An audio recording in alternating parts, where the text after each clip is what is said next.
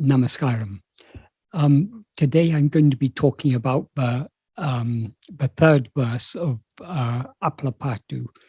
And just as a reminder, this song is a kirtanam. That means that it begins with a pallavi. Pallavi means more or less the same as a refrain, followed by an anupallavi, followed by a number of verses. The anupallavi and the verses are all connected with the pallavi. In fact, in this case, none of the verses are a complete sentence. They are all, each of the verses is an extended adverbial clause, but connects with the pallavi. So the sense of every verse is completed by the pallavi. And the pallavi consists of two sentences. Appaḻa mittu paru, that means making appalam, see. And the second sentence is ade sapitu un aseye tiru, eating it, put an end to your desire. So as I say, each of the verses is an adverbial clause. So it connects with the first sentence of this pallavi, making appalam see. Making appalam is also an adverbial clause. The main verb is see.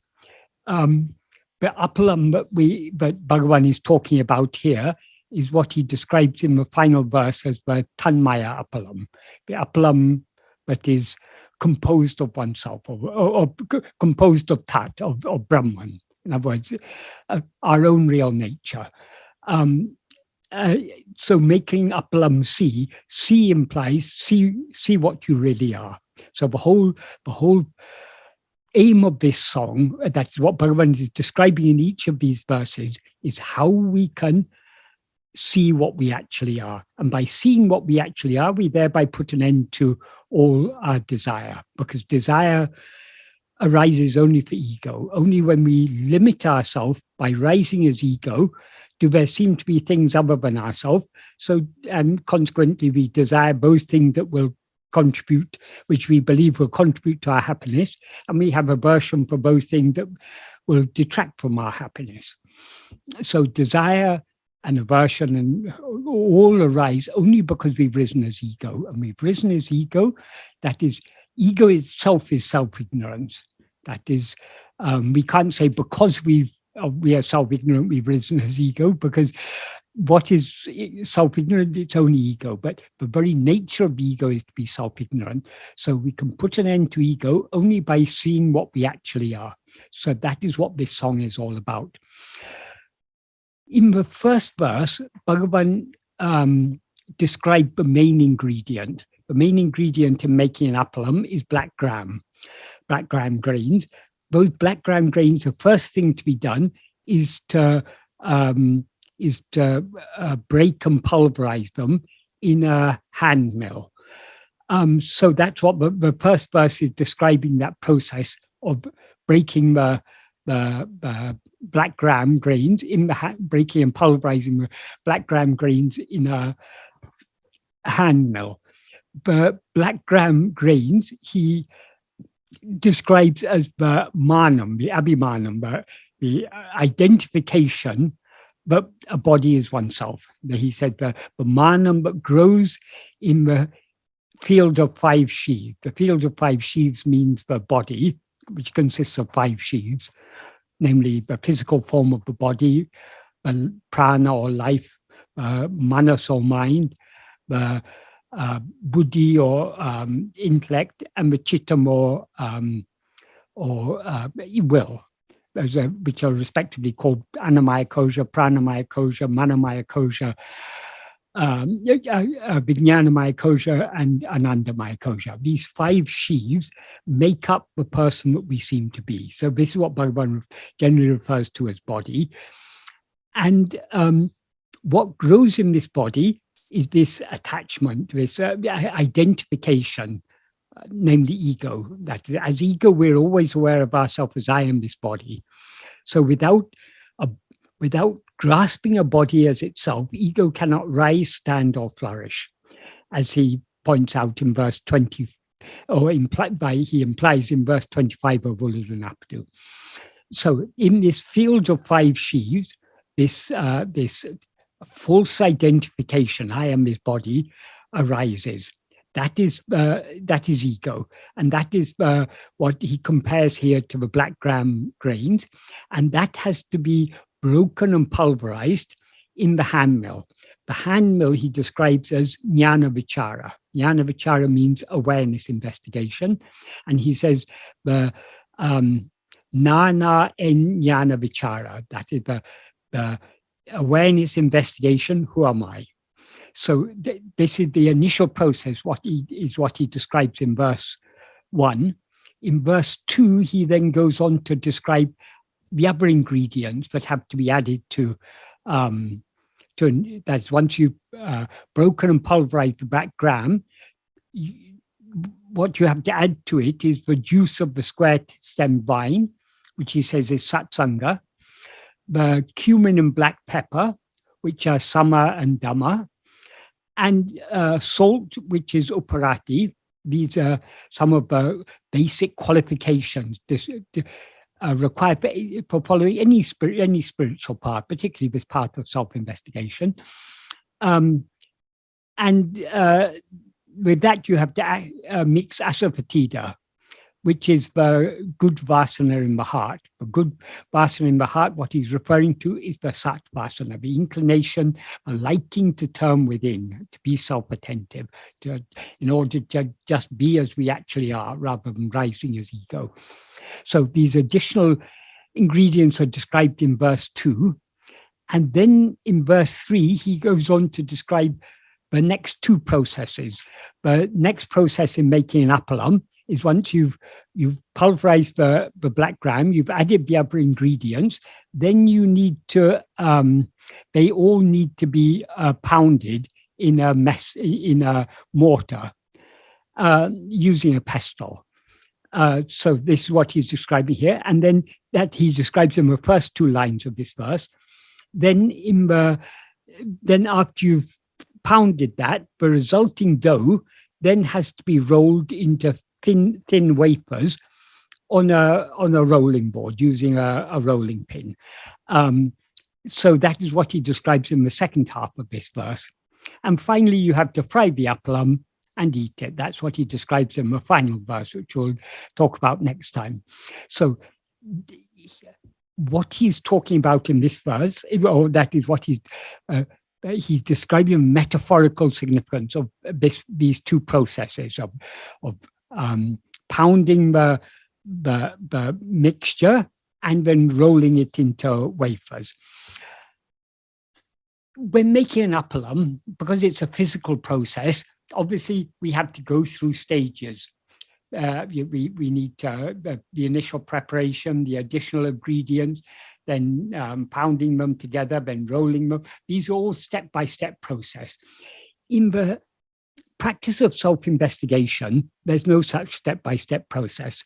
That is, self-investigation is an extremely simple practice. It is just a matter of turning our attention inwards to face ourselves alone. So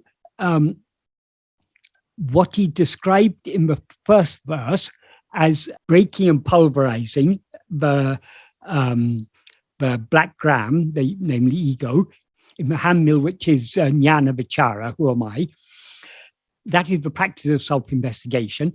He's describing the same practice in this verse, but in he's using a different metaphor, but it's the same practice. We shouldn't think that, but he's meaning to describe different practices. It's the same practice, just described in a different way. So what he says in the first 2 lines of this verse is, kaṉṉeñjil, ṇāṇā, kalaṅgāmal, uḻ-mukha, ulakkaiyāl, ōyādu, iḍittu. What that means is, by the pestle of facing inwards, without being agitated, incessantly pounding as I am I in the heartstone. So this is one process. Then the next 2 lines he describes the next process. So what does he mean here? The first words are kaṉṉeñjil. kaṉṉeñji literally means in the stone heart. He's not saying that we need to be stone-hearted in order to practice self-investigation. Here, stone heart means the heart or the mind that is firm like a stone. That is, if you want to pound something in a mortar, the mortar needs to be solid and firm, and then only your pounding will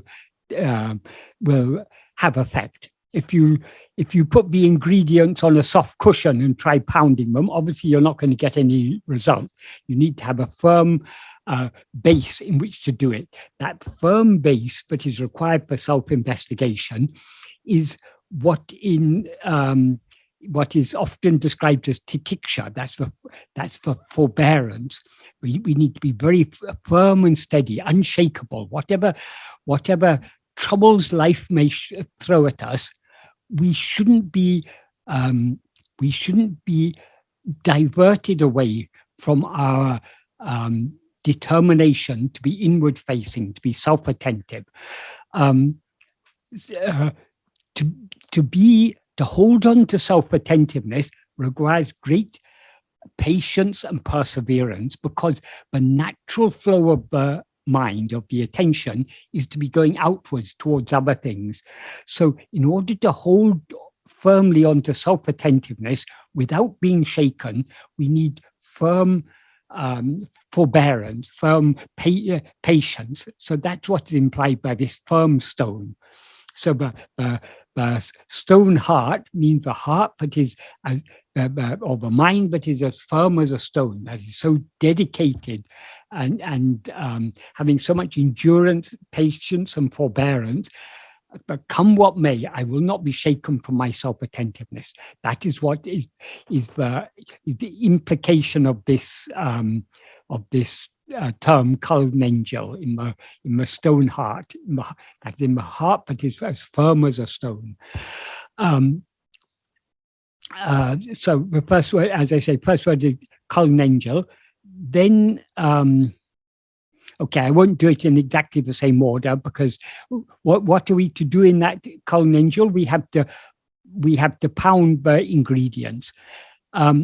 So we have the ōyādu iḍittu, means incessantly, or yes, incessantly pounding.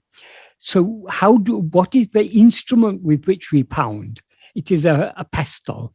The pestle in this case, he describes, the word for pestle that he uses here is uḻakkaiyā. Uḻakkaiyā means a pestle. But what type of uḻakkaiyā is it? uḻ-mukha uḻakkaiyā. Uḻ-mukha means, is a compound of two words. Uḻ, which means inside, and mukha means facing. Mukha is a Sanskrit word, uḻ is a Tamil word. So uḻ-mukha means facing inwards. Bhagavan often described this practice of self-investigation as facing inwards, but we need to understand what is meant by this. That is, inward, inside and outside, or inward and outward, these are relative terms. So what is inside from one perspective may be outside from another perspective.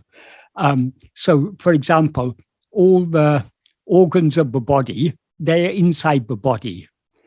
But the whole body is an object perceived by us, so the body is something outside of us. So though the organs, relative to the body, the organs are inside. Relative to us, there's something outside.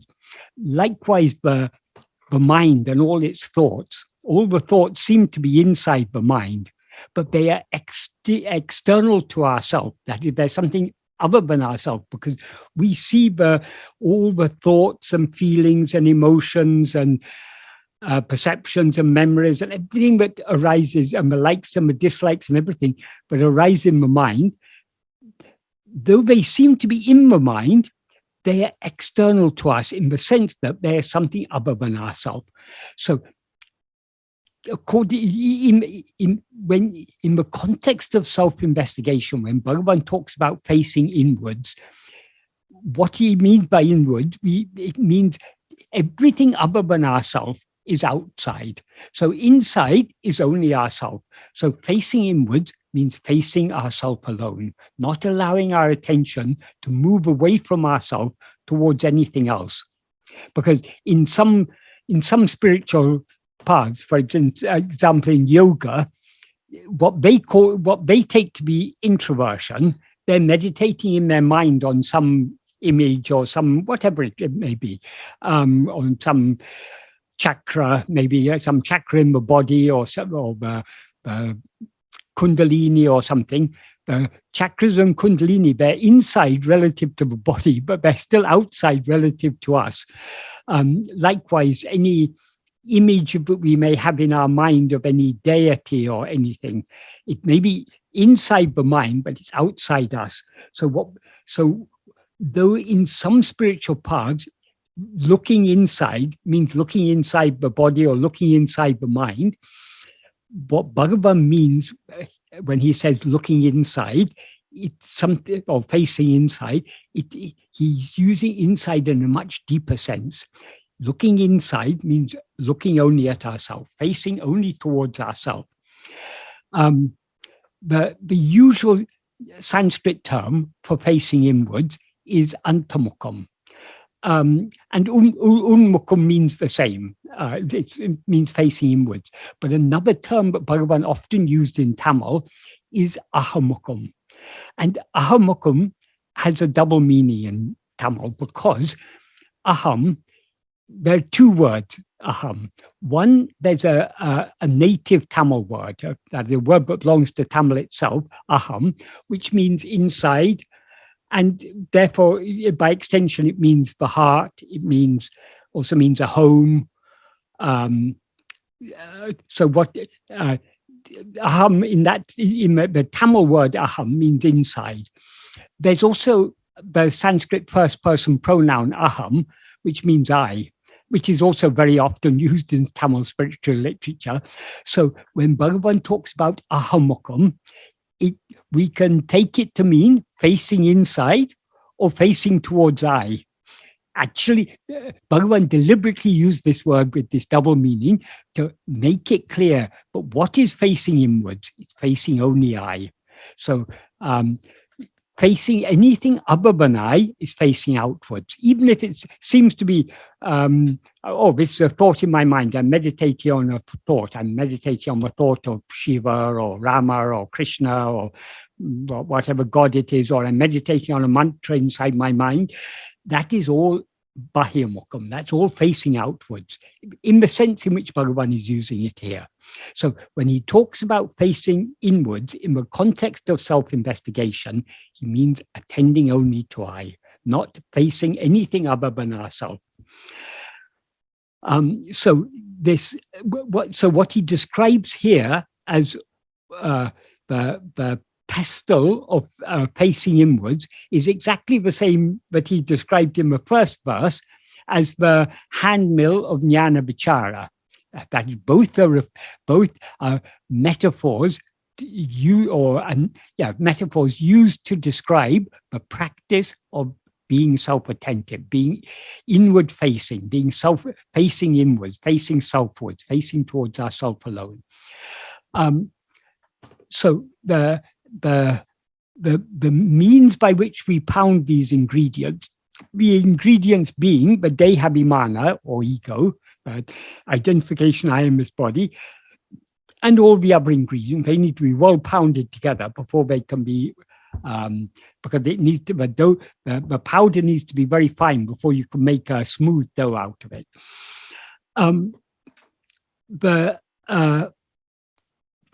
So he uses various adverbs here. He says, he says, ōyādu iḍittu. ōyādu means incessantly, that is constantly pounding these. That implies that our aim is, we may not be able to hold on to self-attentive incessantly, but our aim should be to hold on to it incessantly. So we should be moving towards that, trying to be our self-attentiveness should become more and more steady, more and more we need to avoid interruptions, avoid letting go of the self-attentiveness. That is what we should be aiming for. That is the implication of ōyādu. He also says kalaṅgāmal. Kalaṅgāmal means without being agitated or without being confused. What that implies is without allowing our attention to be moved away from ourselves. That is, as soon as our attention moves away from itself, that is an agitation. It's a movement of so long as we're facing inwards, the mind is quiet, in a state of quietness and equanimity, because being self-attentive is not an action, it is a being. That is, by attending to anything other than ourselves, that is an action, because it's a movement of our mind away from ourselves, a movement of our attention away from ourselves towards something else. Whereas being self-attentive, we are not moving anywhere, we are just being as we actually are. So allowing our attention to move away from ourselves is an agitation of the equanimity of the mind. It is also results in confusion. Kalaṅgāma means both without being agitated, and it can also be taken to mean without being confused. So the basic meaning of without being agitated is without allowing our attention to be disturbed by moving away towards anything else. And then the other adverbial clause within this clause is ṉāṉā eṇḍṟu, which means as I am I. This has a very, that is, this term ṇāṇā or aham, these are terms that Bhagavan often uses both to describe the practice and to describe the goal. That is, now when we rise as ego, we are aware of ourselves as I am this body. The more we look within, the more our identification, which was previously latching onto a body and taking this body as I, we begin to recognize more and more clearly, but what we actually are is not this body or anything else. What we actually are is only I. I am I. That means I am nothing other than I. That is, so the term aham, ṇāṇā or aham implies the recognition of ourself as ourself alone, recognizing that we are nothing other than ourself. We are not this or that. We are just I. The more we look within, the more clearly we will become aware. But what we actually are is nothing but this fundamental awareness I am, nothing but this basic awareness of our own existence. So long as we are looking outwards, we seem to be a body. That whenever we're aware of anything other than ourselves, we're aware of ourselves as I am this body. But the more we look within, the more that identification with the body begins to lose its hold, and it becomes more and more clear to us that what we actually are is just that simple awareness I am. So this recognition, this clarity of self-awareness that we gain by looking within is what Bhagavan often referred to as Spurana. Spurana is a noun derived from a Sanskrit verb spur. Spur means to shine, or depending on the context. In some contexts, it means to palpitate or to vibrate or anything. But the basic meaning of spur is that it's something that makes itself clear, that makes itself known. But the sense in which Bhagavan is using it, that is, in some English books, you'll find it translated as vibration or palpitation or something, the palpitation of I. That is not what Bhagavan means. It is the sense in which he uses the word spur is in the sense of clarity. So it's something shines clearly. It's clearly known because of its clear shining. So it's that clarity of self-awareness is what Bhagavan refers to as Spurana or Aham Spurana. So Spirana means the shining, or the shining forth, or the making itself known. So that it's referring to that. We are always aware of ourselves. We're always aware I am. But so long as we're looking outwards, we're not aware of ourselves as we actually are. The more we look within, the more clearly we will become aware of ourselves as ourself alone. As I am just I, nothing other than I. So that clarity of self-awareness, that Bhagavan refers to as I am I, is what he also describes as Spirana. So Spirana means that fresh clarity of awareness. And we experience that fresh clarity of awareness to the extent to which we look within. So Spirana is not an experience as such, it's a quality of experience. That is, we are all, but our basic experience is always I am. But so long as we're looking outwards, we are, though we're aware I am, we know that we are, we don't know what we are. So we know that I am, but not what I am. So the more we look within, the more it becomes clear to us that what I am is only I and nothing other than I. So that clarity that we gain to the extent to which we look within. So as soon as we turn our attention back to ourselves, we begin to experience Spirana. But the more deeply we look within, the more clearly the Spirana shines. And eventually, that clarity will swallow us. We will lose ourselves in that clarity, because what that Spirana ultimately is nothing but the pure awareness that we actually are. In some places, Bhagavan talks about the subsidence of Spirana. So we need to understand what he means by this. For example, in Vichara Sangraham, he uses the analogy of a flame that catches camphor. If a flame catches camphor, it will continue burning until all the camphor is consumed. Once the camphor is consumed, the fire is also extinguished, because there's no fuel left for it to burn. So since Spirana means clarity of self-awareness, does that mean that as soon as and the camphor in that analogy is ego, the false awareness, I am this body. So does Bhagavan mean then that when this clarity of self-awareness destroys ego, then the clarity of self-awareness will go away, it will be extinguished, it will subside? No, that is not what he means. Because Spirana, though it means clarity of awareness, it means in particular that fresh clarity of awareness. That is, we are always clearly aware I am. But so long as we're looking outwards, that I am is mixed and conflated with adjuncts as I am this body. The more we look within, the more we experience that clarity of self-awareness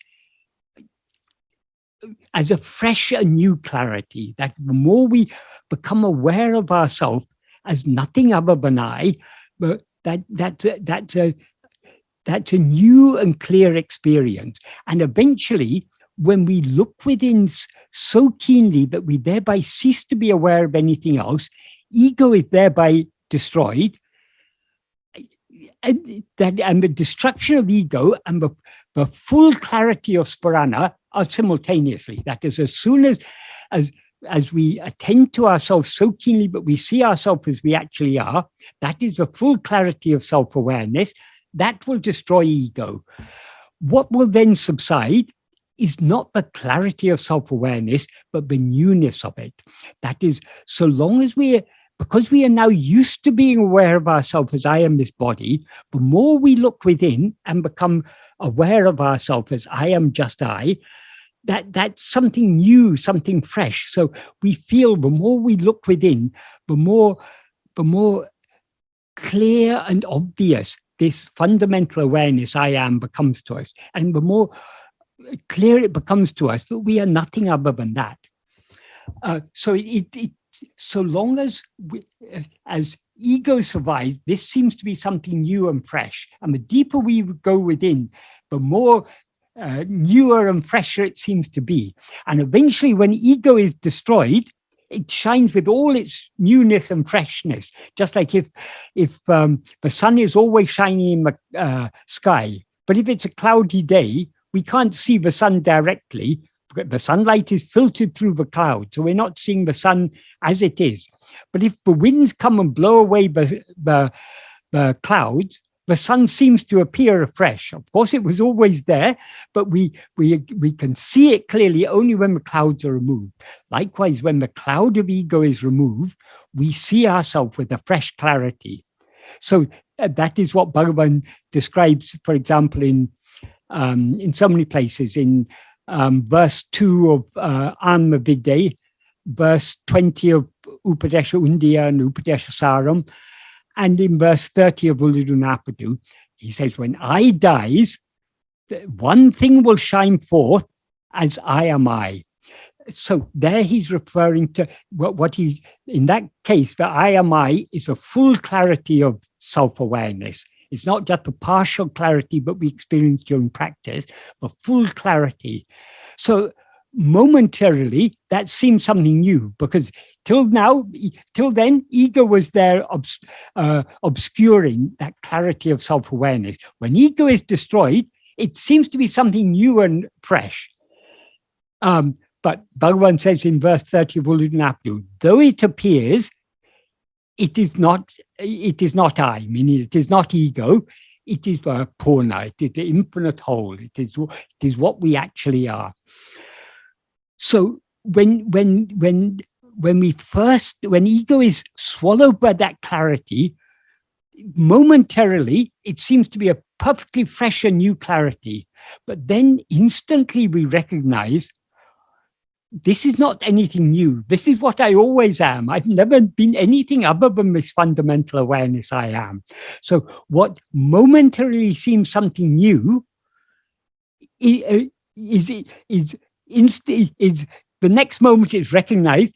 This is sahaja. This is natural. This is what I always am. So this state in the state in which ego is destroyed, completely consumed, and thereby so long as the ego is there, it seems to be something new. When ego is destroyed, it shines with a fresh clarity, but that clarity is so great, but instantly we recognize this is not anything new.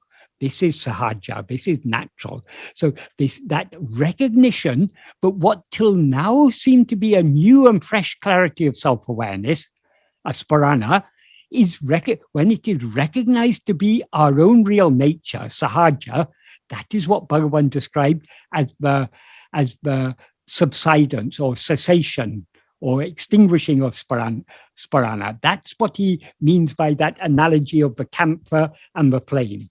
When the camphor is consumed, the flame dies down. When ego is consumed by the infinite clarity of self-awareness, the infinite clarity of self-awareness ceases to be something new or fresh. It becomes what is eternal, natural, what is our own real nature. So that's a slight digression here, but why I'm saying this is Bhagavan used this term, ṇāṇā, I am I, both to describe the practice, as in this case, and to describe the final attainment. According to Bhagavan, the ultimate truth is not I am this or I am that. Even I am Brahman is an imperfect way of expressing it.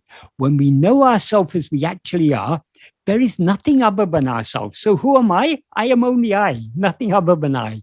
So Bhagavan uses this term, ṇāṇā, I am I, both to describe the ultimate reality and to describe the clarity of with which we experience that during practice.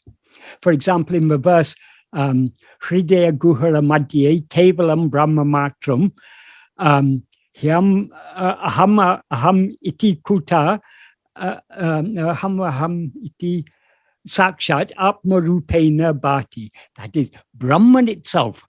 Brahman itself is always is that which always exists and shines in the heart as as oneself, as I am I. So that aham aham or ṇāṇā refers to our real nature, what we actually are. During practice, we are just beginning to recognize, but we are not this body or anything else. We are just that I. And the more we recognize that I am just I, the more love we develop to cling only to I. Because what am I? I'm nothing but I, nothing else. So that as the Spirana shines more and more brightly in our heart by our looking within,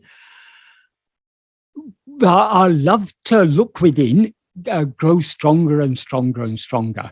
Finally, we are swallowed by that clarity.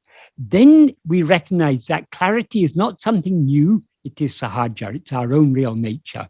So Bhagavan used the word spirana both to refer to the clarity, the partial clarity experienced during practice, and to the full clarity that is experienced when we are finally completely lose ourselves in ourself, lose ourselves in what we actually are, lose ego in our real nature.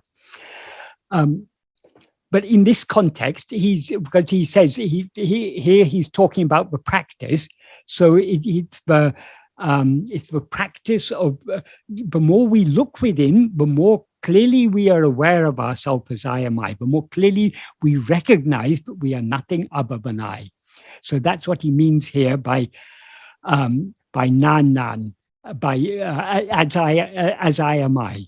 That is, it is that recognition. At first, the recognition may be faint, but the more we look within, the more clear and bright and obvious that recognition of ourself as ourself alone will become. So what do we need to do? All we need to do is to look within more and more and more.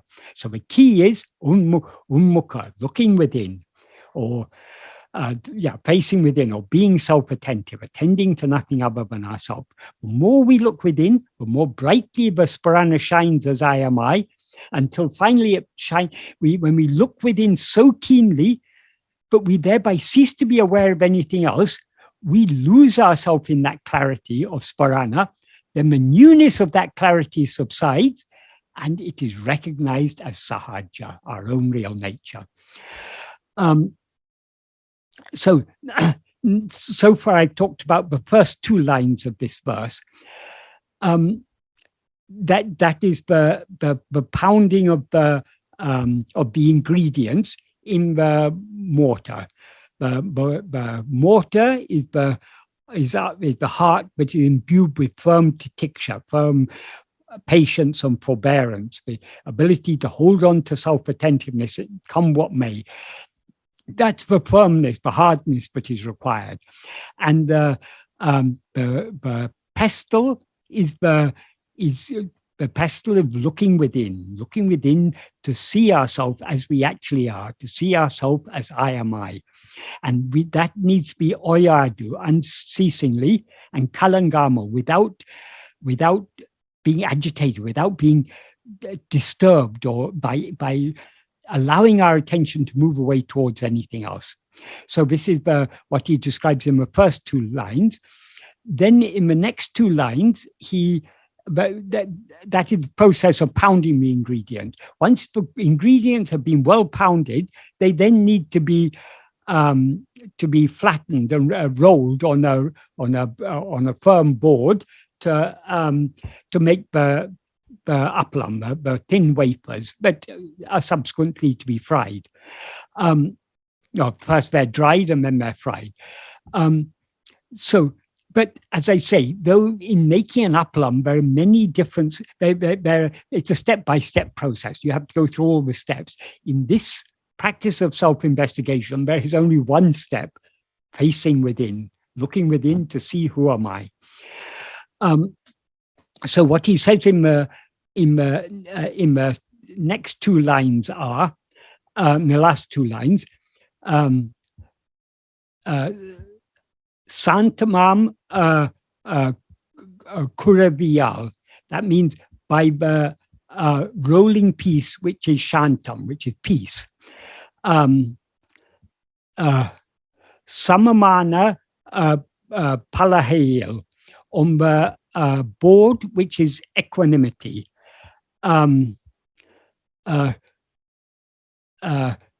Santatañ, that means always. Salippaṟa, without weariness. Santōṣa māhavē, joyfully. Making Appaḻam see. The making Appaḻam see is not part of the verse, it's the pallavi, but the verse connects with the pallavi. So what he means by this,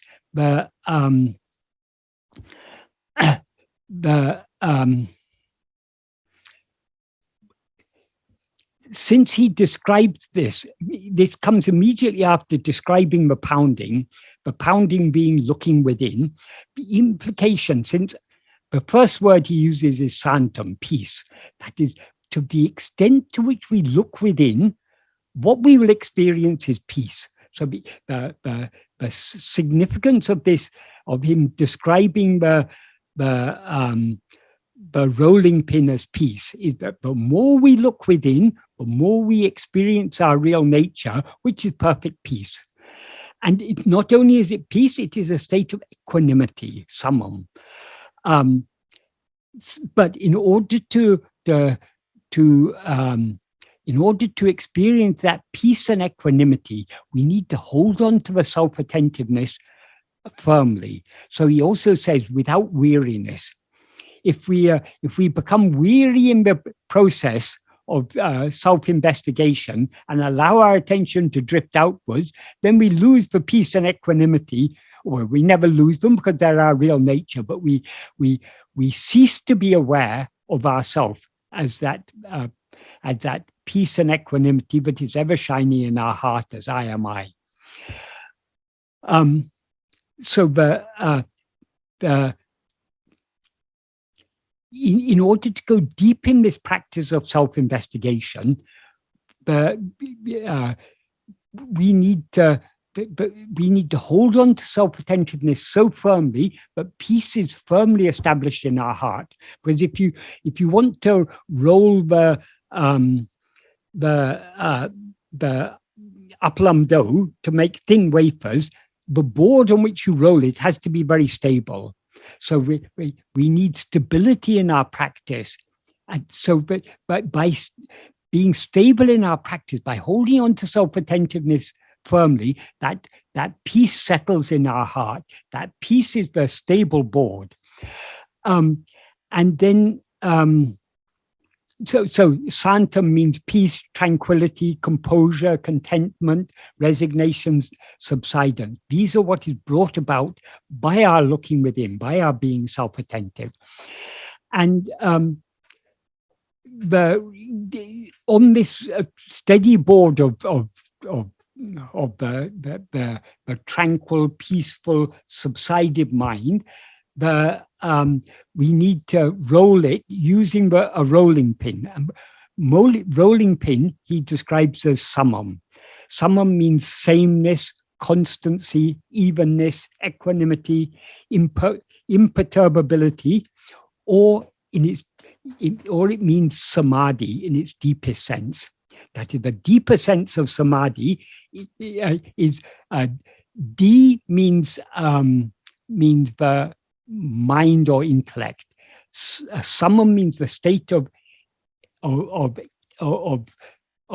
sameness or constancy. So that steady state in which the mind is not, the mind remains firmly established, firmly holding on to I am.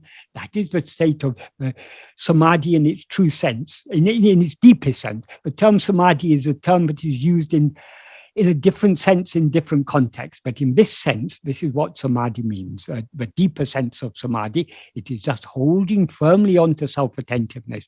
That is the state of when the mind is in a state of equanimity, of sameness, of imperturbability, when it's steady.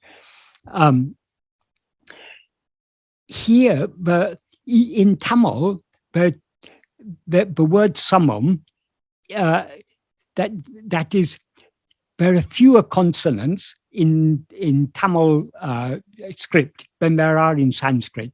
So sometimes Sanskrit words, two different Sanskrit words are spelt the same in Tamil. So we need to understand from a context in which it's used. Samam in Tamil can be a transliteration of two Sanskrit words, shama and sama. In the previous verse, he used the same word samam. There it was referring to shama. Shama means calmness, tranquility, equanimity, pacification or cessation of mind. Here he's using it in the sense of sama, which means sameness, constancy, evenness, equanimity, imperturbability. These are two entirely different words. There is a certain overlap in their meaning because both are used, imply equanimity, but they're actually two different words. So what the samam that he talked about in the previous verse and the samam that he talks about here are very closely related in meaning, but they're actually two different words. So here he's using in the sense of samam, in the sense of sameness, constancy, evenness, equanimity, imperturbability. And as I said, since he talks about the śāntam, the peace, and the samam, the equanimity, immediately after talking about the practice of incessantly facing inwards, what he implies is that the more we look within, the more we will subside and thereby experience profound equanimity and peace. So that is when we read Bhagavan's verses, there's always a lot more than just the surface meaning of the words. Bhagavan implies a lot more than he states explicitly. So we have to read his verses very carefully to understand all the implication in them. Because in this particular song, Bhagavan is using the metaphor of making appalam. Since making appalam has various ingredients and has various processes one has to go through, but what Bhagavan is describing through all these things is essentially just the one practice of being firmly self-attentive. The more we are firmly self-attentive, the more all the qualities that he described in the previous verse, that is, in the previous verse he spoke about satsanga. Satsanga, as Bhagavan said, the best satsanga, sat means what exists, what is real. What exists and what is real is only ourself. So the best satsanga is being self-attentive. That is the best way of associating with sat, or that is the satsanga in its deepest sense. So he spoke about satsanga. He spoke about sama, dhamma, and uparati. Sama means the tranquility or calmness of mind. Dhamma means taming, curbing, or subduing the mind by withdrawing it from external and internal objects. This is how these terms are generally described. And uparati is cessation of mental activity by giving up interest in anything other than oneself. So all these qualities, they are all achieved just by being self-attentive. So actually what Bhagavan is describing in so many ways in this song is this simple, essential practice of looking within, or being self-attentive. That's what the whole song is about, but he's using all these different metaphors, but pointing at all these metaphors are pointing at a single practice, a simple practice of looking within, seeing who am I, trying to see who am I. That is being self-attentive in order to see who am I.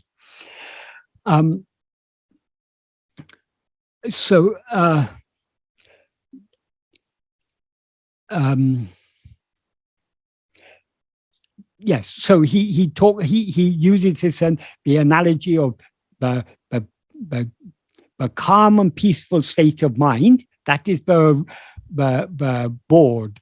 the firm board on which the appalam is to be rolled. The samam, the constancy or evenness or equanimity, is the rolling pin. And then he goes on to say, wait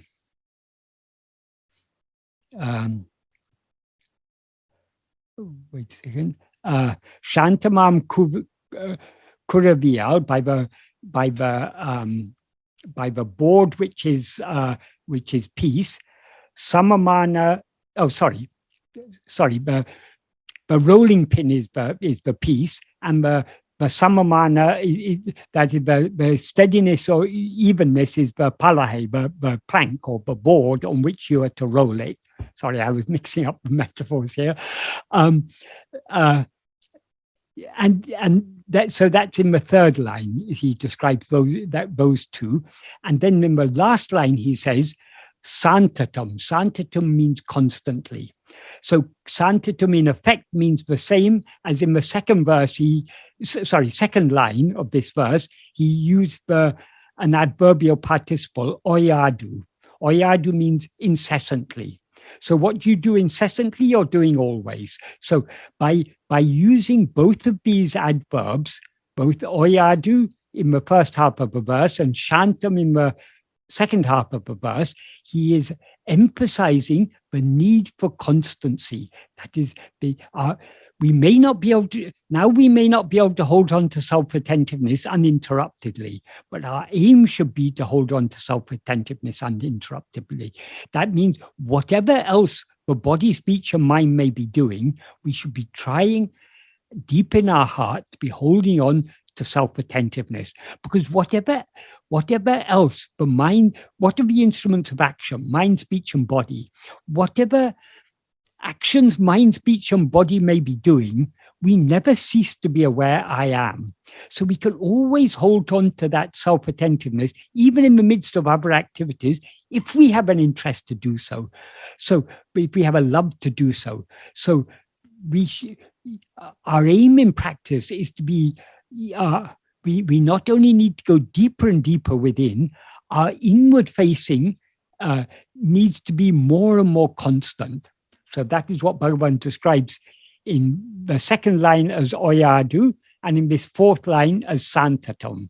ōyādu means incessantly or without a break, and santatañ means always. Yeah, santam means always, constantly, uninterruptedly, perpetually, eternally, or forever. So that is what we must be working towards, making our self-attentiveness not just 5 minutes morning and evening, and the rest of the day we allow our mind to go wherever it wants, even in the midst of our other activities, even when we are driving our car or working in the office or cooking food in the kitchen or whatever else we may be doing, we should be trying to hold on to that self-attentiveness, because whatever else we may be doing, we are always aware I am. So I am is always available for us to hold on to. And then he says, salippaṟa. Salippaṟa means without weariness. In this context, weariness, that is, salippu means weariness, weakness, languishing, inattentiveness, negligence, or forgetfulness. So in this context, what it implies is pramāda. Pramāda means self-negligence or slackness in self-attentiveness or failure to attend to ourselves. So if we become tired or we become weary trying to attend to ourselves, we allow our attention to go outwards. So we need to not allow ourselves to slacken in our firm hold on self-attentiveness. As Bhagavan describes in ṉāṇā, in the 10th paragraph of ṇāṇā, he says, Sarupa dhyanate vidā pidiyai pidikavendam. That is a very forceful way of saying to hold on to self-attentiveness tenaciously. That is the best adverb we can find in English for that is tenaciously, but in Tamil it's put in a much more spirited way. Bhagavan says, vida means without leaving. Pidiyai is an adverb formed from the word pidi, which means to hold. And pidika means to hold. So unleavingly, holdingly, holding. It would be a very literal translation of it, but it's a very forceful way of saying holding on to it so tenaciously, but we don't let go of it. That is what is required. Likewise, in verse 17 of Upadesha, for example, he says, Manatin uruve maravadu chaba. When one investigates the form or the nature of the mind, that is, when we investigate that fundamental awareness I am, is the implication there, because that's the true form of the mind. What he described in the previous verse as manatin manum tan oli uru, the mind's own form of light. That is the true form of the mind. So that manatin uruve means holding on to that fundamental awareness I am, and he uses an adverbial participle there, maravadu. Maravadu means without forgetting or without neglecting.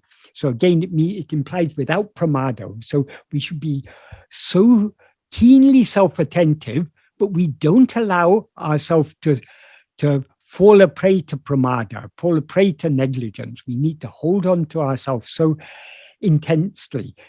So that is what he implies here by salippaṟa, without weariness, without languishing, without weakness, without inattentiveness. And finally, he says, the final word is, I think that's the final one, santōṣa māhavē. Yes, santōṣa māhavē means joyfully, happily. That is, the more we look within, the more the mind will subside, and thereby we experience the equanimity and the peace. And we also experience joy, because what is our real nature? Our real nature is infinite joy. So the more we look within and thereby subside back into the heart, the more we will experience that profound inner joy, but it's always shining in our heart as I am. So very, very importantly, he ends this verse with this adverb, santōṣa māhavē, joyfully, happily. That is, if we are truly following Bhagavan's path correctly, even if we haven't yet reached the point where we are willing to surrender ourselves completely, to the extent to which we surrender ourselves by looking within, to that extent, our life will be pleasant and peaceful and joyful. That is, all agitation arises because we allow our attention to move away from ourselves.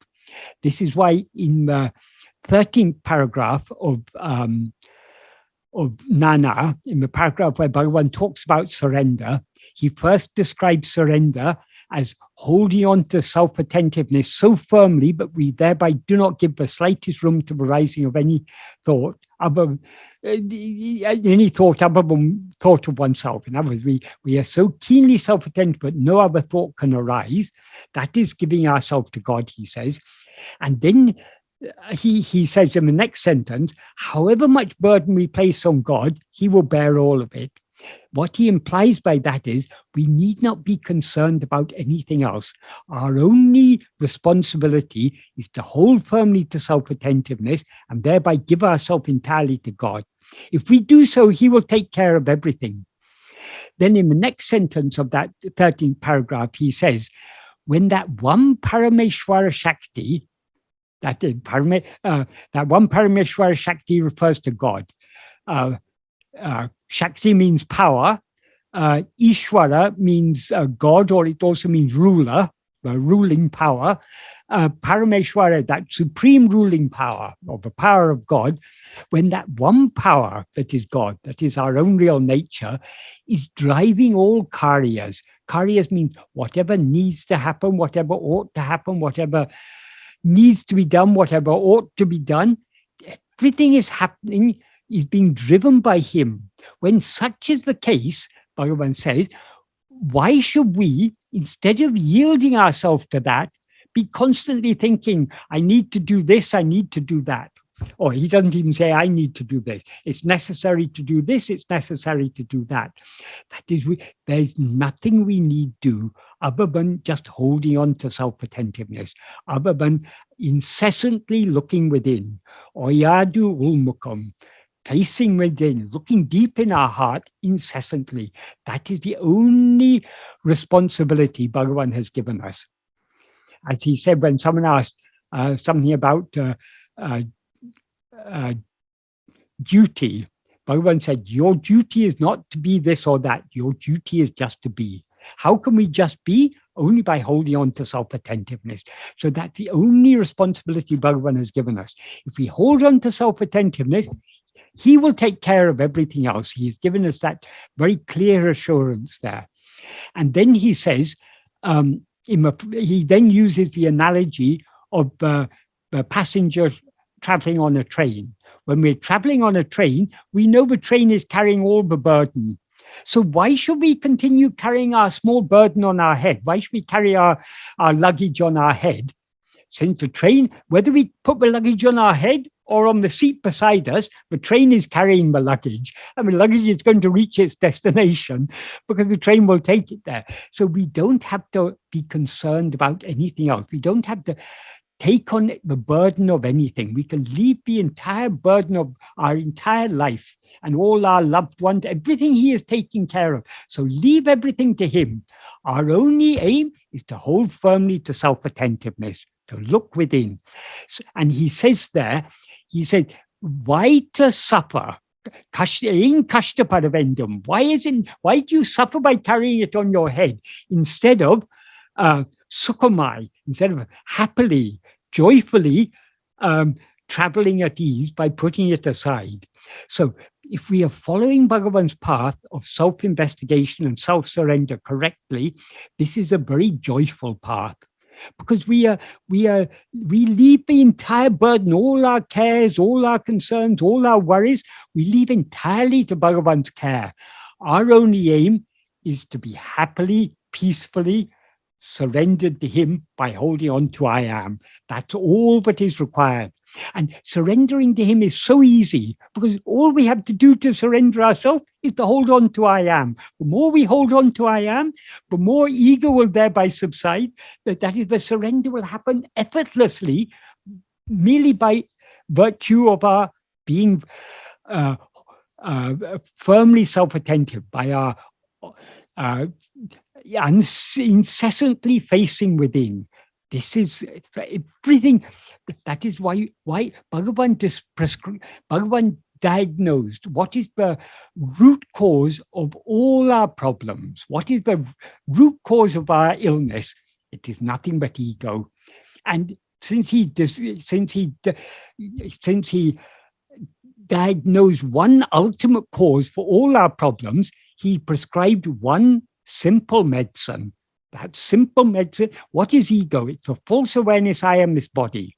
So long as we look outwards, we're aware of ourselves as I am this body. So what is the solution? Stop looking outward, look within, hold on to I am alone, and the body will drop off. Everything will drop off if we hold on to I am.